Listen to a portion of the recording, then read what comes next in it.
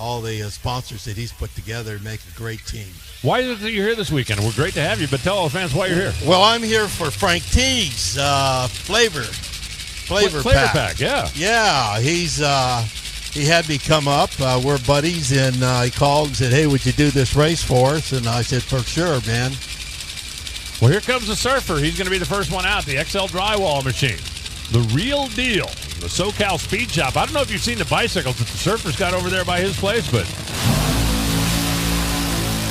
they've got kind of a nostalgia look. They've also got a little electronic help. Those things are fast, and the Surfer getting involved with stuff like that. I mean, this is a guy who builds street rods, builds hot rods, spends his time on a surfboard whenever he possibly can, and well, when all the stars align, gets to come out here and stand on the gas in a nitro funny car.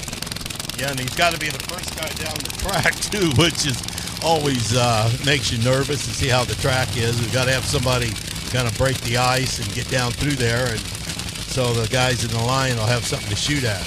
Well, they line them up for this first qualifying session based on points. Those that have a lot of points, you've been winning races this year, like Matt Hagan, you're going to be back at the back of the pack. Yeah. But take a look at the guy down there in the red shirt that's walking out in front of the car.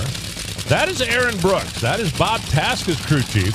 Aaron worked with Jeff Diehl, just kind of in an advisor role when he would bring the car out, just trying to keep pointed in the right direction, make sure that, the car's running as it should, not hurting a lot of parts, and that's not a bad guy to have in your corner. No, it's not. Aaron Brooks, I think about half these guys used to work for me, and now they're crew chiefs. Only half? I thought everybody out here worked for you at one time or another. Jeff Diehl going to kick off our nitro qualifying.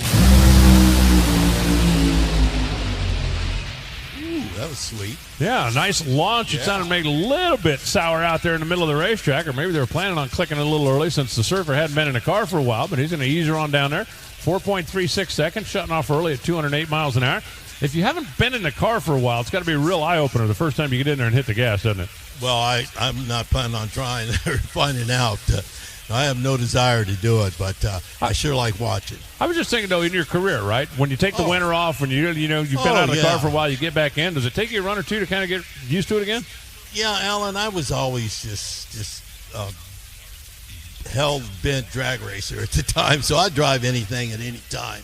And we went through several stages of, especially in the 70s and 80s with our funny cars, and then the 90s, and things changed, and now they're just rocket ships. I got to tell you, I remember back in the era, you had the Army car out there for a while that was all but untouchable for about 4 or 5 years. It's kind of like you guys had developed a little technology, were able to keep it a secret back then, and that kept you out in front of the field. Well, it really did. In today's world, most of these cars and engines are about the same. Right.